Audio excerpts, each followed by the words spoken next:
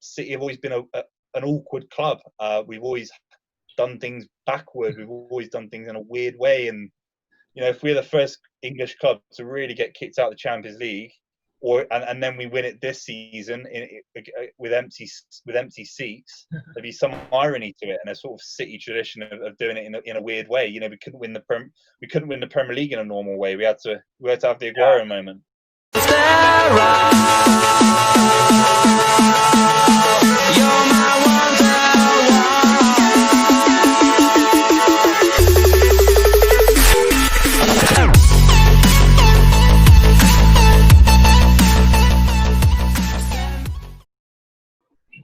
Hello everyone, this is Tanmay Man City fan from India. Welcome you all to this episode of Fan Club India, where we talk to passionate football fans, where we'll talk with their love for the sport, we'll talk their love for the club, and we'll talk the amazing stories they have, and there are some fun activities.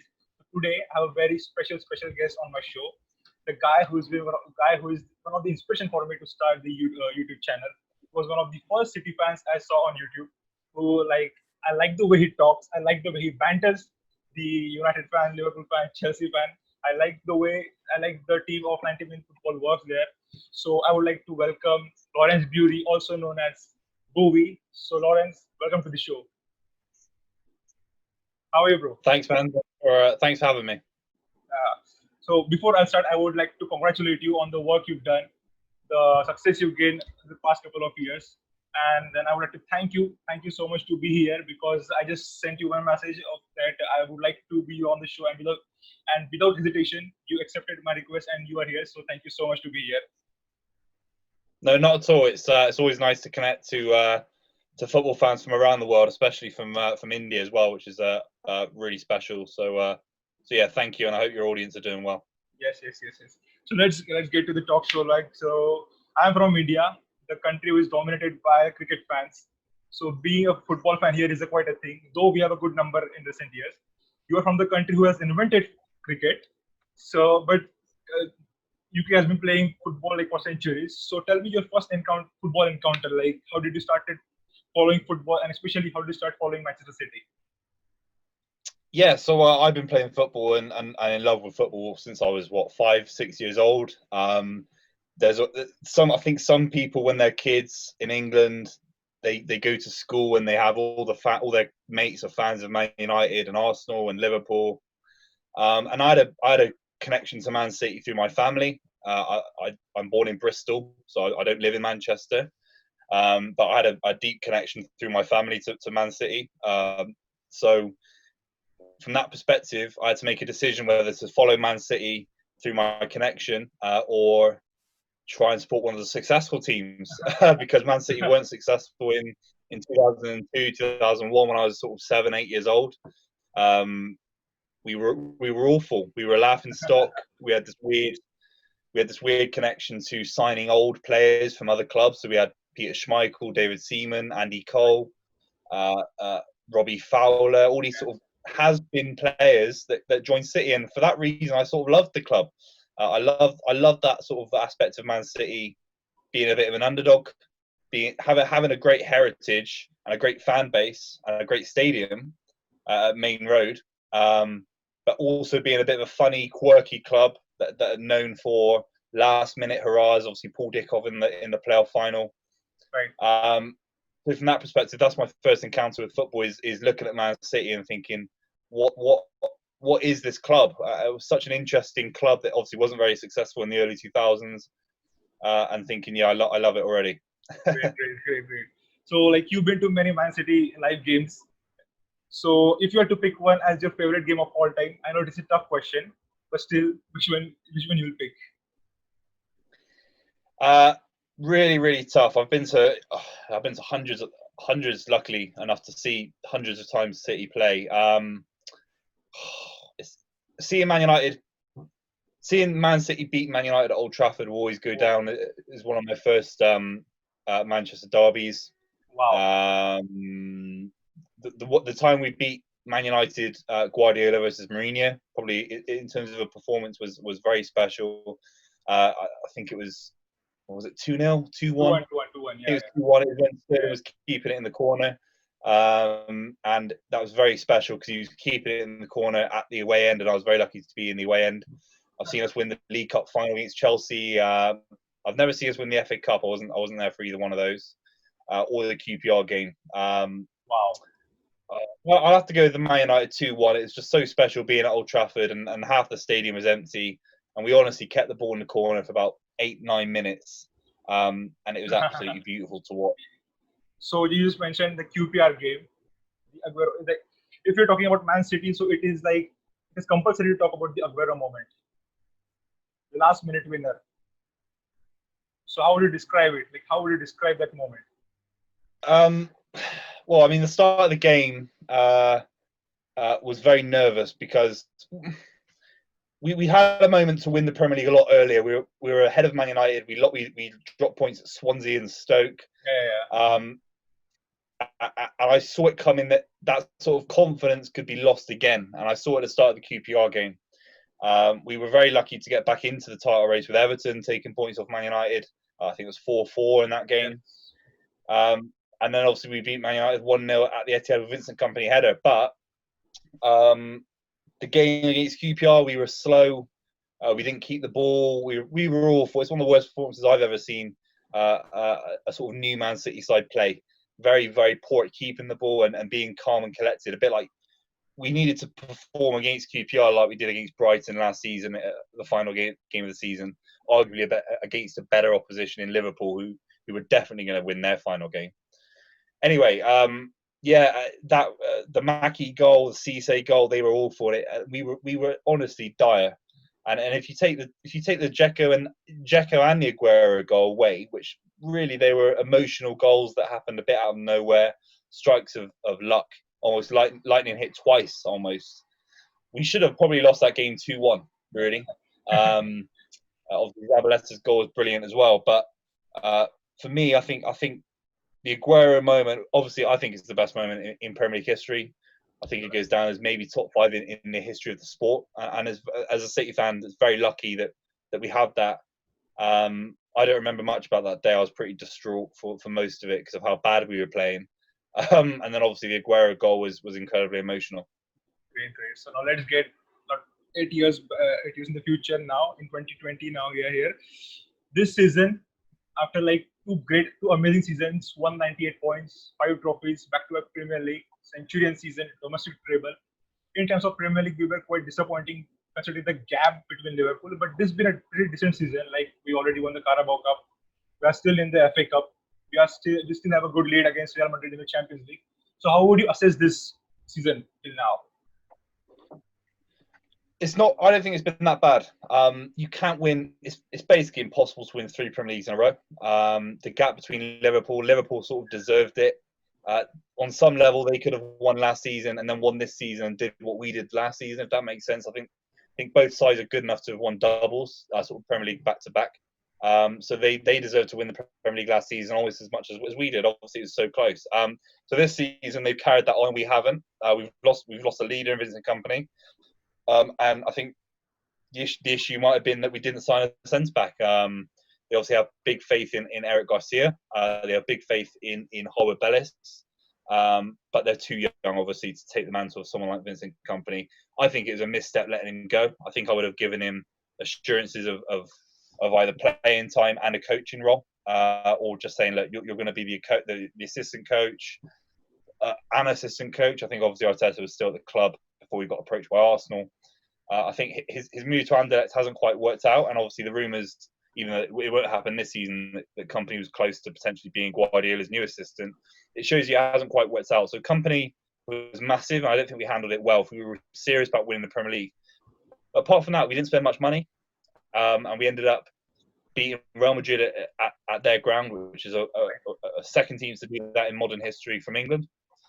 To win a cup, the only cup we could win normally with Corona, with fans in the stadium, and some good results. I think it's just that in modern football, the competition's so strong, you can't win 3, 4, 5 Premier Leagues in a row because it's the best league in the world. It's not Scotland or Germany. So I'm not actually that. I think it's been a fun season. Phil Foden's got more time. We've seen Zinchenko play a lot. We've seen Rodri get settled in. David Silva has sort of had a final hurrah and actually had a decent season. It's not been the worst season. Obviously, I'd like to win the Premier League, and who knows, maybe Liverpool will forget how to play football and we'll still win it somehow. So now, after a lengthy, like big break of 3 months, so football is back. So how much excited are you for the return of the Premier League? I am obviously excited as a football fan. I obviously love the sport itself. If you just take away everything around it, just the sport, it's obviously, I think it's the best sport in the world. But yeah, the issue is there's no fans there, and fans do make up the sport. Its popularity. Suddenly, you're paying people 150 grand a week to play in front of empty stadiums. It's something that doesn't quite sit there for me. And the fact they've had to bring it back as a sort of shell of its former product means, I think football has over leveraged itself, and it, Right, it has to come back before maybe the country is ready for it. right, right. Germany is a great example. Germany Yes. has handled it very well, the coronavirus, and the UK probably hasn't. So it's a tough debate. As long as no one gets sick and dies, I mean, God forbid, from the footballing world from it, then Yes. that's where it toes the line for me. Great, great. So the first game is against Arsenal, the return of Arteta. So like, do you think this is a right time to play Arsenal, because they are in pretty good form. They are a very good player, and they have Arteta who knows how Pep plays. Do you think, like, how do you think of this game? Yeah, look, we're both Man City fans. We know how Guardiola plays. We do. It doesn't mean we're good at coaching other players to play against it. Alex Ferguson was one of the best coaches of all time, and he couldn't coach his side to play against Pep's Barcelona in the Champions League finals. So when City are playing at the full pelt, which I imagine will be some time off, we are unplayable in world football. The issue is it's going to be a game where people are tired. You look at the Bundesliga, players have got injured. Coming back, they've got some major injuries in that league already from key players because people have been rushed back. So the teams that can keep the ball the best, minimise their sort of expenditure on energy, those high energy teams that need to run around to get results, I think they'll struggle in the next 3 months. So City can keep the ball, create little triangles. Luckily enough, we've got those 5 subs. We can use even more of our amazing squad that we're very lucky to have at City. And I think we can stretch games further, get more out of our squad, and I think we'll do really well. Okay, so there is one talking point between the City fans. It's quite worrying to all of them. UEFA announcing 2-year ban from Europe. So after a few days, our CEO Ferran Soriano came out and like contacted to the fans, and he said publicly that there's no need to worry about. The allegations are false, and they are trying their best to overturn the decision. So, what's your take on this, and what's the the buzz, like, wave around the local fans regarding the decision? There's 2 sides to it, for my opinion, to it. I think from a professional point of view, as someone that obviously works in football, it is embarrassing that we could get kicked out of the Champions League because that is the highest cup competition in the world. It's a prestigious thing, and it detracts from the prospect that City is as a club. The attraction to the club is weakened because of it. So if it means that I can see less amazing players sign for City because they don't want to play in, just the League Cup and the FA Cup and the Premier League, then that is one bad thing. But then on the other hand, if you remember, how I started the interview, City have always been an awkward club. We've always done things backward. We've always done things in a weird way. And if we're the first English club to really get kicked out of the Champions League, and then we win it this season with empty seats, there'd be some irony to it, and a sort of City tradition of doing it in a weird way. We couldn't win the Premier League in a normal way. We had to have the Aguerooooo moment. Right. Yeah, from that perspective, I don't need European football to know that the club that we're watching and the players we're seeing are incredible, and we're very lucky to have it. But on the flip side, it's you want to see Guardiola and his best players stay as long as possible. So it's a tough mixture between the two. So, what do you think can be the positives from this? What can, like, if we are banned for 2 years, so what can, like, positive happen to the club? Well, I don't think we'll get the 2-year ban. I think we'll get a 1-year ban. I think we'll get a ban. I think there's some fans that don't think we'll get a ban. I think we'll get a 1-year ban, and just on big contracts. Coronavirus means that a lot of clubs are going to have issues financially.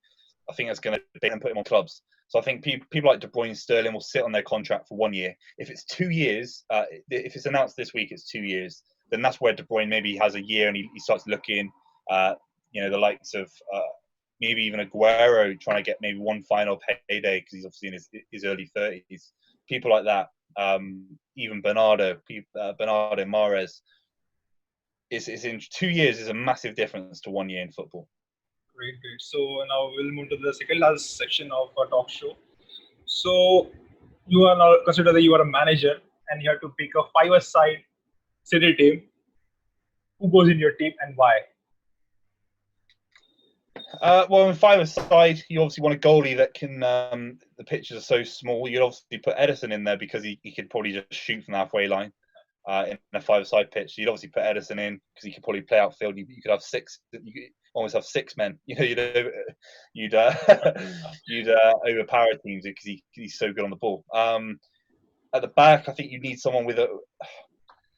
See, I think a lot of people say convincing company. I sort of put Yaya Toure at centre back midfield option as the sort of man. I think in his prime, he obviously played at centre back for Barcelona, won a Champions League. Then ahead of him, do you know what? I put Sean Wright Phillips in there as an old school reference, just to show I have been a fan before we were rich. On his day, incredibly tricky, and actually Sean Wright Phillips had a great shot on him. He could shoot from any sort of angle, and he scored a lot of goals from near post, sort of 20 yards out near post as well. So I'd have Sean Wright Phillips on the right. I'm gonna get slaughtered, but I'd love to see Robinho in a 5-a-side in his prime. I know he didn't perform for the club. I'm just thinking of when Sean Wright Phillips and Robinho were playing together. It was fun. It was fun to watch. I don't think we've had many, the closest, probably ironically, is probably Jadon Sancho when he was in the academy in terms of a skillful player coming off the left on his right foot and doing some amazing things. And we probably haven't seen that in terms of the skill, the trickery. So I'd love Robinho. That would be great. And then up front, obviously, you have to have a bit of you wants to put Balotelli in just because it'd be funny. But no, Aguero obviously could finish from any kind of angle, and he could even drop deep as well and pick up the ball. And is that 5? Yeah, that's 5. Yeah, that's 5. Yeah. Not a bad team. That's a great team. That's a pretty good team. So now we'll move to last section of our talk show, which is a game called Would You Rather. I'll give you 2 scenarios. I'll give you 2 options. You have to pick one. It's all City related. So the first question is, would you rather have KDB's passing or Aguero's finishing? Is this for me as someone playing football, for the club? Oh. I'd have Aguero's finishing because I know De Bruyne's got an incredible pass. I think you've just seen. There are times where, ironically, as much as I love De Bruyne, you've got to be honest and say he does miss a pass. He does overhit it. I can't believe I'm saying that. But Aguero, he's been so consistent for 10, 15 years at Atletico before us. His goal return's unbelievable. So, yeah, if I was a player, I'd love to have Aguero's ability. Okay, so if you had to pick Mancini's influence on City or Pep's influence on City, who would you pick? Was Mancini the first one? I didn't hear you. Yeah, Roberto Mancini or Pep for City. Not just not like overall manager, like for City. I'm gonna say Mancini. He signed Aguero. He signed Silva, Yaya Toure. He made company. I believe he made him sort of the regular captain. He won our first trophy in nearly 50 years.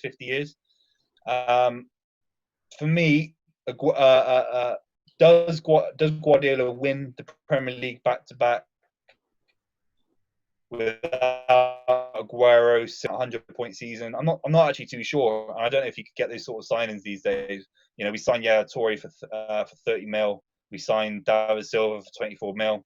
I don't think you can sign those couple of players both together.